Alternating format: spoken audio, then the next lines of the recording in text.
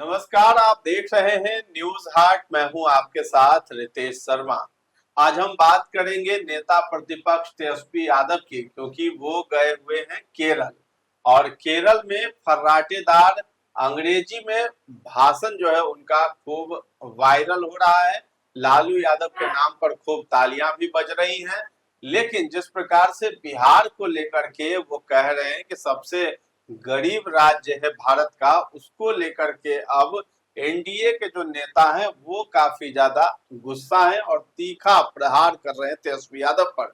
चिराग पासवान आज पटना पहुंचे थे। उन्होंने कहा कि शर्म करनी चाहिए तेजस्वी यादव को, बिहार को सबसे गरीब राज्य बता रहे हैं, वो भी दूसरे राज्य में जाकर के अपने ही राज्य की बुराई कर रहे हैं। अब इस पर जो है सियासत खूब गर्म है बिहार में, उसको लेकर के हम चर्चा करेंगे। लेकिन इसके साथ ही साथ जो है सूरजभान सिंह की शरण में पशुपति कुमार पारस चले गए हैं।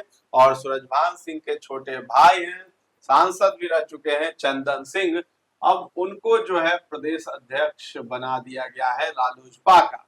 तो आखिर क्यों पशुपति पारस को सूरजभान के पास जाना पड़ा उनकी शरण में, उसको लेकर के हम चर्चा करेंगे। इसके साथ ही साथ राघव चड्ढा जो संसद में अपने बोलने की वजह से, सरकार को घेरने की वजह से खूब ज्यादा जो है सुर्खियां बटोर रहे हैं, लेकिन अब उन पर जो है आप पार्टी जो है उनकी तरफ से बड़ी कार्रवाई की गई है और राज्यसभा के उप नेता पद से उनको हटा दिया गया है।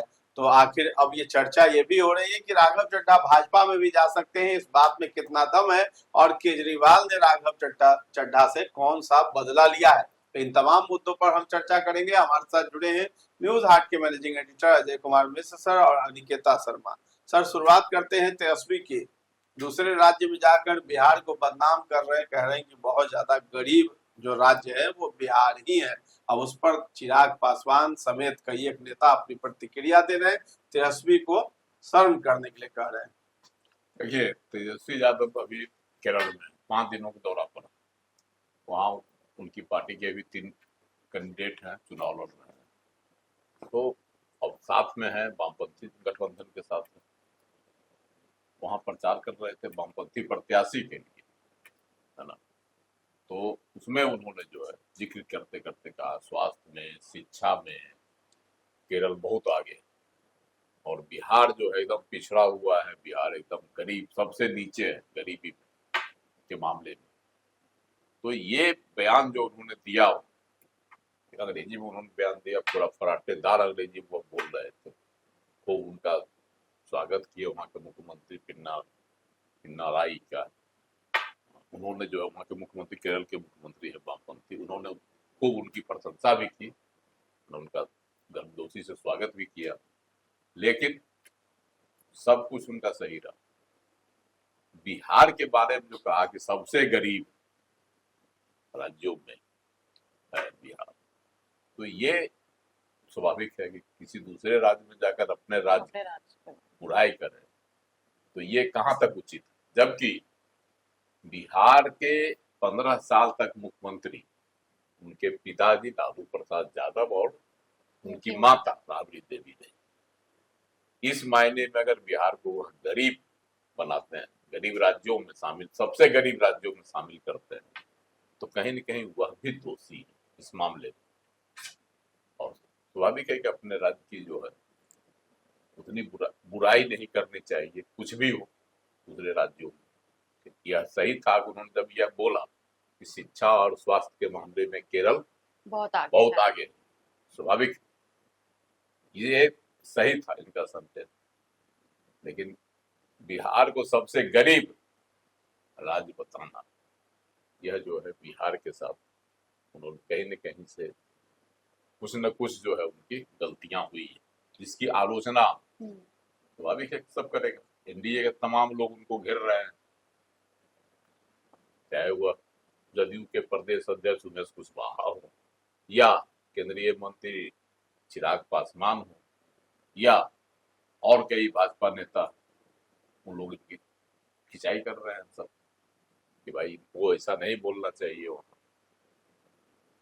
चिराग पासवान ने क्या कहा कि बिहार गरीब है, उनको बिहार की अस्मिता का ख्याल रखना चाहिए, बिहार का ख्याल रखना चाहिए एक बिहारी होने के नाते। लेकिन वहां जाकर वाहवाही लूटने के लिए उन्होंने जो है, ठीक है, केरल सरकार की, केरल की जो स्थिति है वहाँ की उन्होंने उनके बारे में कसीदा कर दी, लेकिन बिहार की बुराई भी उनको नहीं करनी चाहिए थी।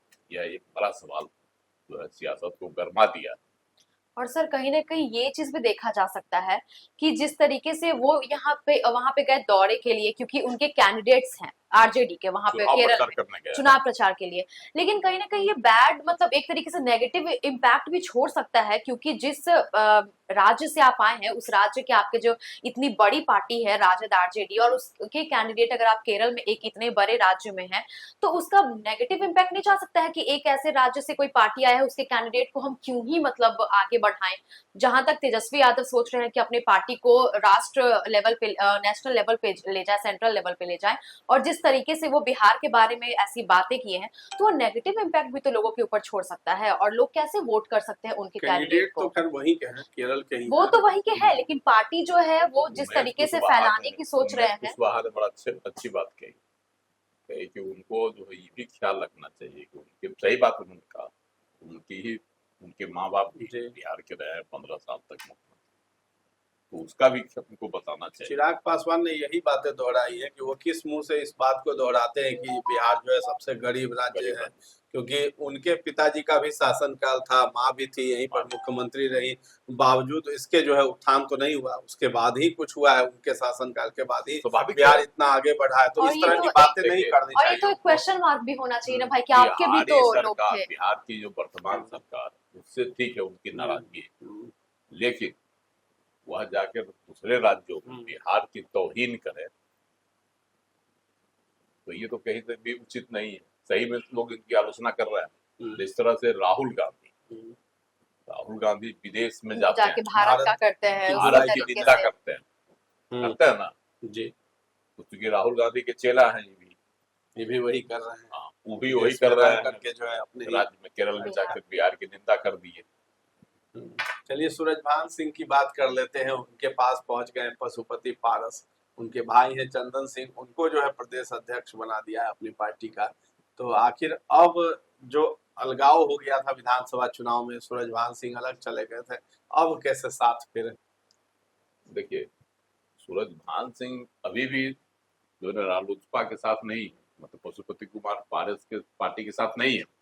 ठीक है कि एक बहुत दिन पहले एक मीटिंग में दोनों देखे गए थे, साथ साथ बोले आए थे, लेकिन अभी तक वह विधिवत तौर पर जो आरजेडी के ही सदस्य हैं, क्योंकि विधानसभा चुनाव के वक्त अपनी पत्नी को बीना देवी को उन्होंने आरजेडी के टिकट से ही मुकामा से चुनाव लड़वाया, तो अभी तक वह वही, लेकिन आरजेडी में सूरजभान सिंह की कोई पूछ नहीं, न कभी वह मिलने जाते हैं और न ही कभी उनकी खोज खबर होती है तेजस्वी यादव के द्वारा। इधर मीटिंग भी हुई, उसमें भी वह नहीं गए थे, तो अलग है। लेकिन पशुपति कुमार पारस के साथ उनकी तस्वीर भी आई थी, उनसे भेंट भी की थी, सियासी बातें भी हुई थी, लेकिन उन्होंने उसी समय कहा था कि हम अभी किसी पार्टी इसमें नहीं है।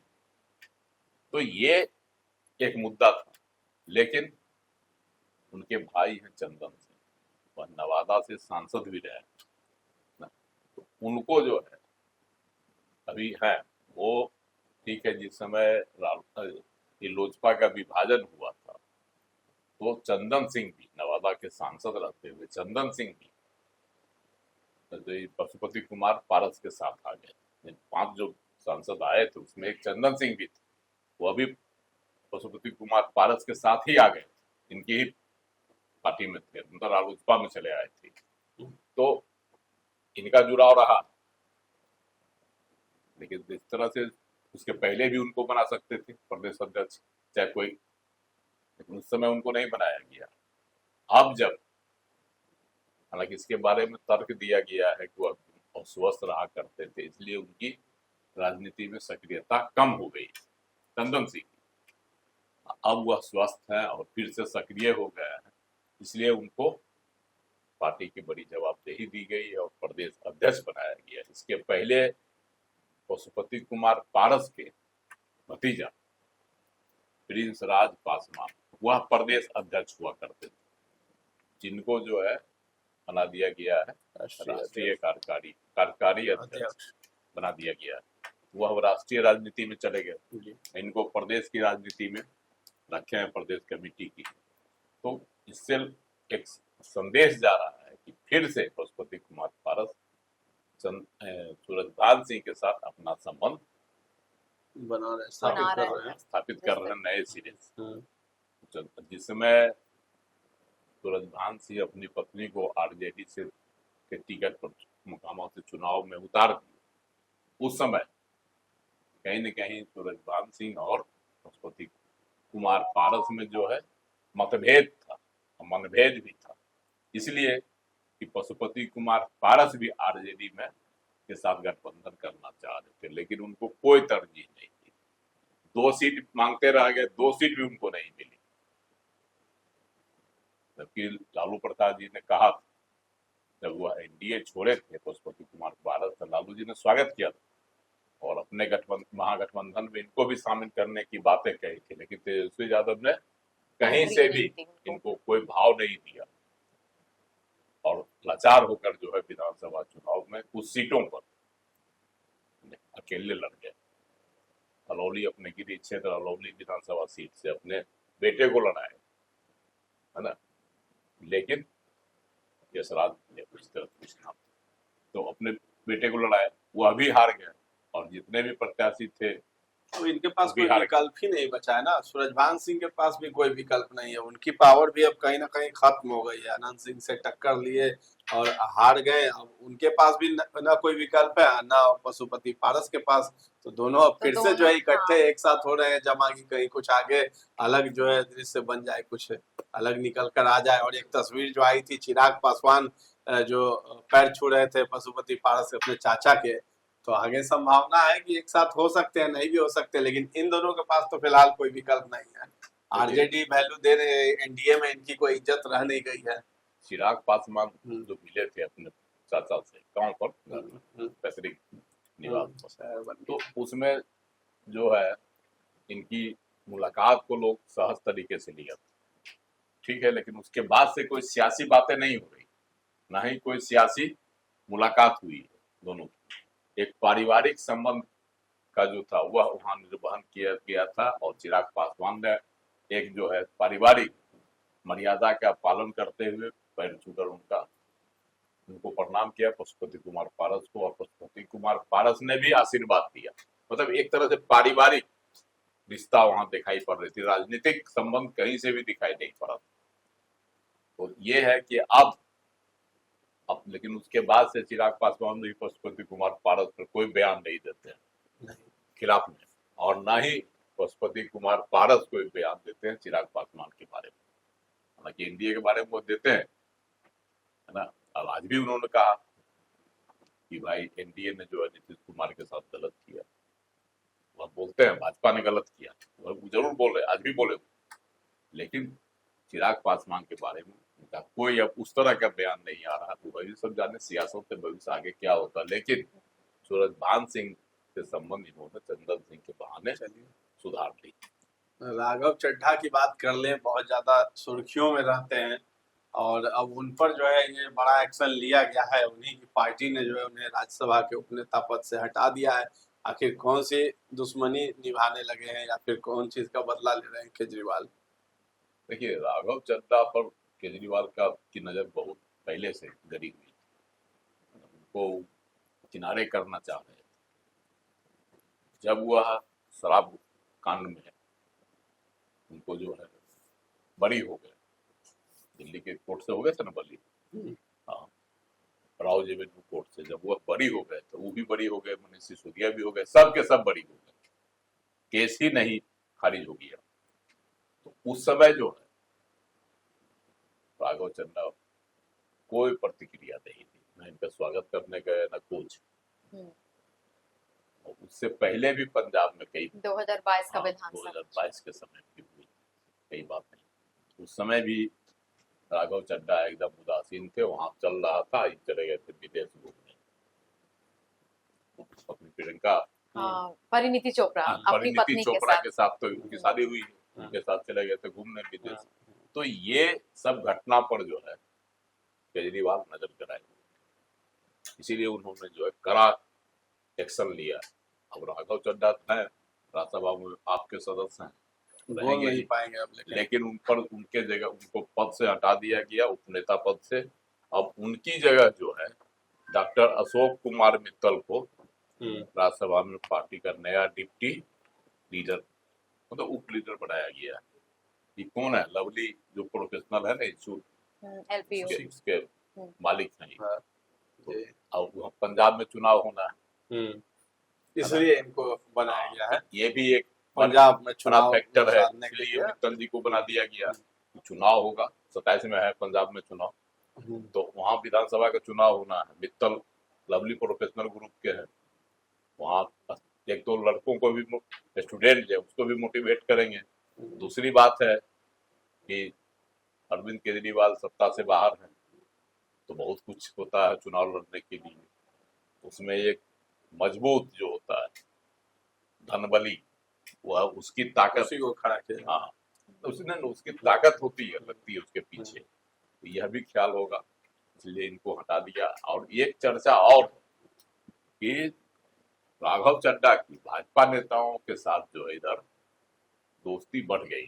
कई ऐसे मुद्दे आए थे जिस पर इन्होंने जो है बहुत कड़ा एक्शन नहीं लिया, पार्टी की ओर से उतना बड़ा कड़ा पक्ष नहीं रखा राज्यसभा में, इसलिए भी जो है केजरीवाल इनसे खफा, क्योंकि जिस तरीके से वोकल है ये बोलते हैं और इस उसके तरह बाद से भी बोलते हैं जो इनको ये सब बात भी कारण है इसमें। भाजपा में चले जाएंगे तब, भाजपा में जाने की संभावना है ना।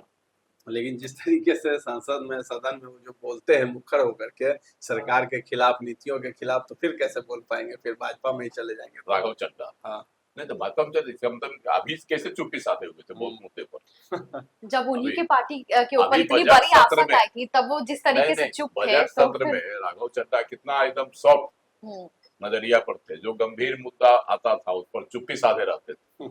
तो इसी से जो है इससे भी बिगड़े हैं, वह मुखरता नहीं दिखाई, ये जिसके भी लिए वजह हो सकती जाने है। जाते हैं। हाँ, इस यह भी एक कार्रवाई के प्रमुख लिए। वजह यही सब है, इस वजह से भी है। अब गडकरी जी से भी इनकी मुलाकात हुई थी, नितिन गडकरी जी से, सब चीजों पर मतलब सब अरविंद चीजों पर केजरीवाल नजर रखे नजर हुए रखे हुए थे। और सबसे बड़ी बात है कि इनको अब किनारे कर दिए, किनारे हो अब आगे इनको भेजेंगे नहीं पंजाब से, यह भी तय हो गया। हम्म। अस्थिर से इनको तो धीरे से नहीं तो धीरे से लगा जोर का झटका, वही इनको लगा दिया गया, अभी लगा दिया गया। हम्म। तो इनका 6 साल का कार्यकाल है, तो 27 में चुनाव होगा, 28 में या 27 में 28 में से ही कुछ होगा इनका, हम्म। है ना। 22 में बने होंगे तो 22 28, तो ये सब मिला जुला के इनको। और ये भी कहा दिया गया कि इनको जो है अब सवाल समय नहीं दिया जाए, जो इससे पहले दिया जाता हाँ है बोलने के लिए बोलने के लिए, वो नहीं दिया जाए। इसका मतलब है कि इन पर पूरे तरह से अरविंद केजरीवाल ने अंकुश लगा।